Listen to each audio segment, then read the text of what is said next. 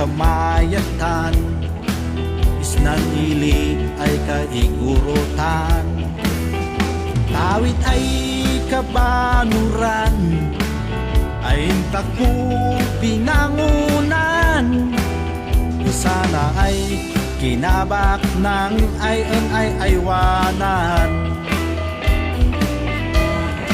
Nuwaday maguman ay pansasabatan, taku itayawan, kantan ikakailian, sinayat adi makan, kali ay